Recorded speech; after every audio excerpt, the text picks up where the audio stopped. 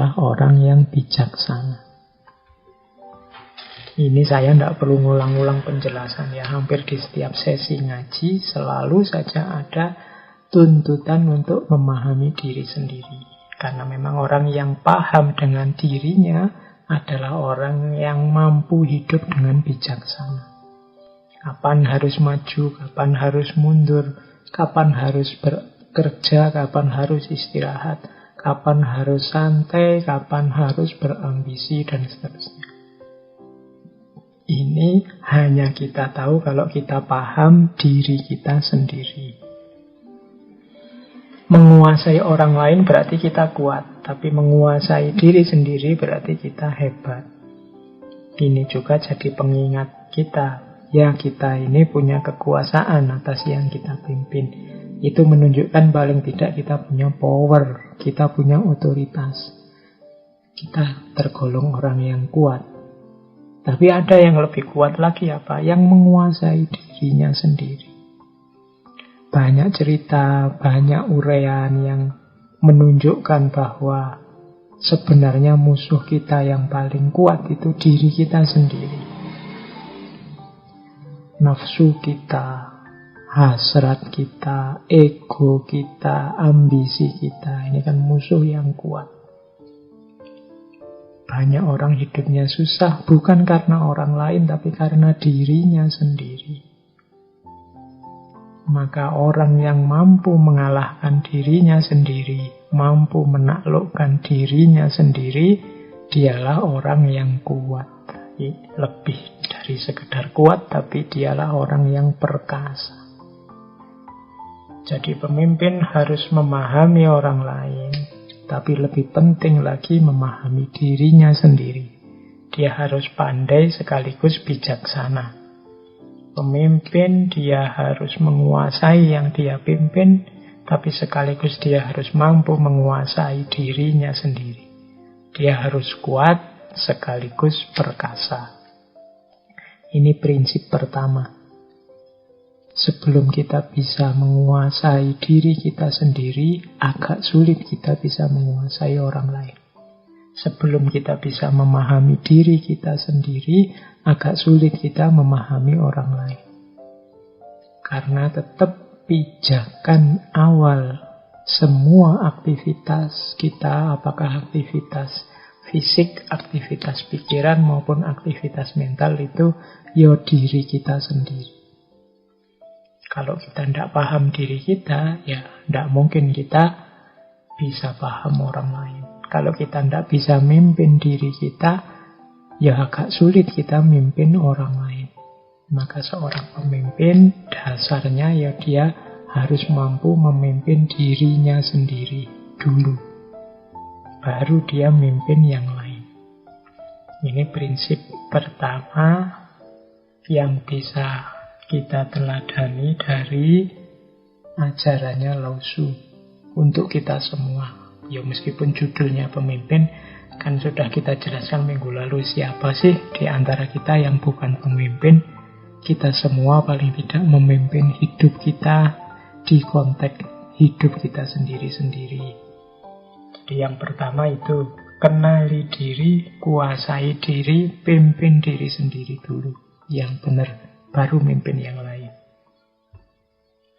Yang kedua, perhatikan pikiranmu karena akan menjadi kata-kata.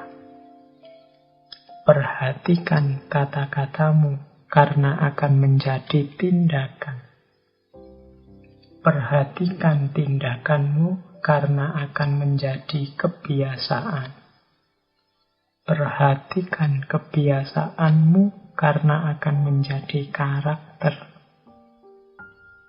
Dan yang terakhir, perhatikan karaktermu karena akan menjadi takdirmu. Ini pernah kita sampaikan dulu, mungkin di sesi Taoisme. Jadi ini penting buat seorang pemimpin. Ya pemimpin pastinya harus pertama-tama membereskan pikirannya. Pikirannya harus tertib. Maka syaratnya pemimpin yang pertama itu pinter. Ya, untuk teman-teman ya mungkin banyak dalam hidupnya terlibat dengan dunia kepemimpinan formal maupun non-formal. Perhatikan syarat pertama, pemimpin harus pinter. Jadi cerdas. Maka perhatikan pikiran. Kalian yang memimpin juga harus latihan berpikir yang jernih, yang benar.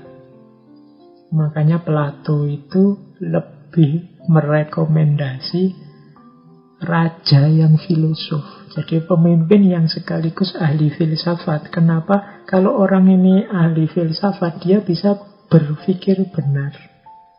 Apa sih gunanya berpikir benar itu? Berpikir benar itu sumbernya kualitas hidup. Sumbernya segala situasi yang kita hadapi dalam hidup. Kalau menurut Lao Tzu, perhatikan pikiranmu. Awalnya kan berarti pikiran. Kenapa? Karena pikiran akan menjadi kata-kata. Pemimpin itu kan yang mengarahkan, yang nuntun, yang dia pimpin. Diawali dari berpikir kan biasanya diungkapkan lewat kata-kata. Kalau pikirannya sudah rusak, pikirannya tidak jernih, pikirannya tendensius, tidak objektif, ya nanti akan menjelma jadi kata-kata yang mengarahkan pada ketidakjernihan, mengarahkan kepada kekacauan, mengarahkan kepada kerumitan, kesulitan hidup. Jadi jernihkan pikiranmu, perhatikan pikiranmu, karena dari situ nanti akan muncul kata-kata. Kalau pikiran kita isinya jorok-jorok, ya ngomongnya tidak jauh-jauh dari itu. Kalau pikiran kita isinya jernih-jernih, ya ngomongnya juga akan jernih-jernih. Perhatikan pikiran. Makanya saya sering pesan teman-teman, ayo input pikiran kita diperbaiki. Hati-hati dengan yang kita masukkan ke kepala. Karena dari situ menjelma kata-kata. Kenapa sih Pak? Kok harus kita memperhatikan pikiran yang menjelma jadi kata-kata? Karena dari kata-kata itulah akan lahir tindakan. Apalagi kita yang pemimpin. Apa yang kita katakan, itu nanti yang akan dijalankan oleh yang kita pimpin. Begitu kita bicara, yaitu yang dipedomani sebagai patokan bertindak oleh orang-orang yang kita pimpin. Maka perhatikan pikiranmu, karena pikiran akan melahirkan kata-kata, dan dari kata-kata jadi tindakan. Terus, kenapa kalau dia sudah jadi tindakan? Tindakan yang asal atas petunjuk seorang pemimpin itu kan lama-lama akan jadi kebiasaan. Dia jadi norma. Pemimpinnya menyuruh upacara tiap hari Senin, ya terjadilah nanti kebiasaan upacara. Loh, kalau pemimpinnya misalnya nyuruh yang jelek, bisa dibayangkan lahir tindakan yang jelek, terus lama-lama menjadi kebiasaan yang jelek. Dari pikiran yang jelek, lahir kata-kata yang jelek, menjelma jadi tindakan yang jelek, dan lama-lama jadi kebiasaan yang jelek. Terus kenapa kalau dia jadi kebiasaan yang jelek? Loh, kebiasaan yang jelek akan melahirkan karakter yang jelek.